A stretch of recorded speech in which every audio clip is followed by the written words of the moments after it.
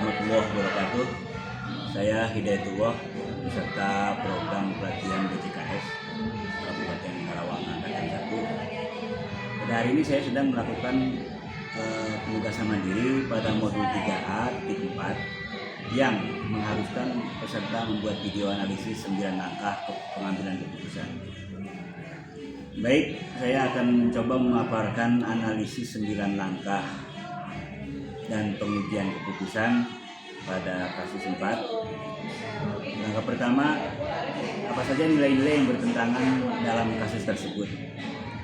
Menurut saya, nilai-nilai yang bertentangan adalah nilai kejujuran, karena seharusnya Rara mengembalikan dompet kepada pemiliknya.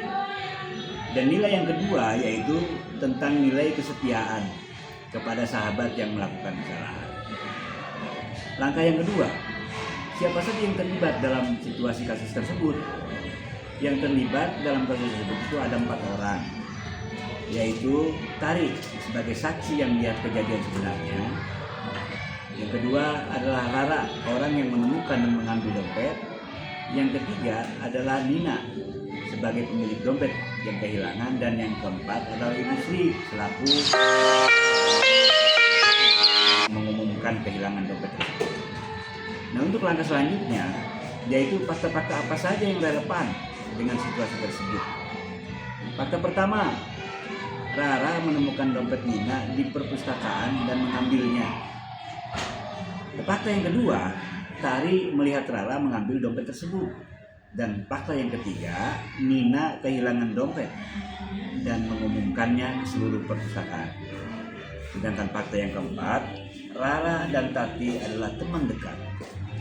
Untuk langkah yang keempat, pengujian kebenaran atau salah, yang mana yang bisa dilakukan? Yang pertama, ada uji legalitas, di mana pengambilan barang milik orang lain tanpa izin adalah tindakan yang salah secara hukum.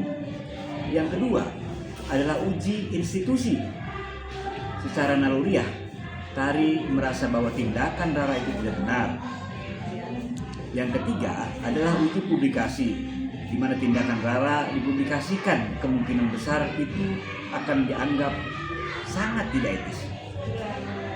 Lalu langkah yang kelima, pengujian paradigma benar lawan benar, yang mana yang bisa dilakukan? Paradigma yang bertentangan dengan kejujuran versus kesetiaan. Kejujuran mengharuskan Tari untuk melaporkan tindakan Rara, sementara kesetiaan mendorongnya untuk melindungi temannya meskipun melakukan kesalahan. Lalu langkah yang keenam, prinsip resolusi mana yang bisa dilakukan?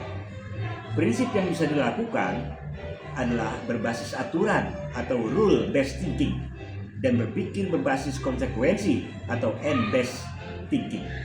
Mengikuti aturan, tapi harus melaporkan kejadian tersebut. Berpikir secara konsekuensi, Tari harus mempertimbangkan dampak dari keputusan terhadap semua pihak yang terkait. Langkah yang ketujuh, adakah opsi lain yang lebih kreatif, adil, dan bijaksana yang bisa dilakukan? Tari dapat mencoba berbicara empat mata dengan Rara terlebih dahulu.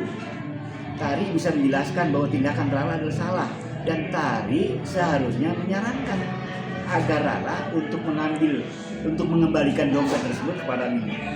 Dan dengan cara ini, Tari memberikan kesempatan kepada Rara untuk memperbaiki kesalahannya tanpa harus melaporkan kepada orang lain.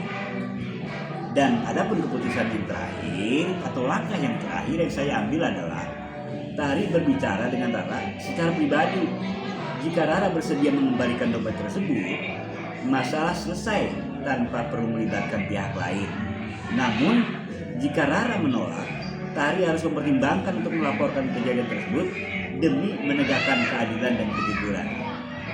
Ada pembelajaran yang didapatkan adalah pentingnya menyeimbangkan nilai-nilai yang bertentangan dan mempertimbangkan semua opsi yang ada. Untuk mengambil keputusan di masa yang akan datang, saya akan melihat dari berbagai sudut pandang, mempertimbangkan konsekuensi dari setiap tindakan dan mencari solusi yang paling adil dan bijaksana bagi semua pihak yang terkait. Demikian, semoga bermanfaat. Mohon maaf atas kekurangan dan terima kasih atas waktunya. Wabillahi hidayah wa taufiq. Wassalamualaikum warahmatullahi wabarakatuh.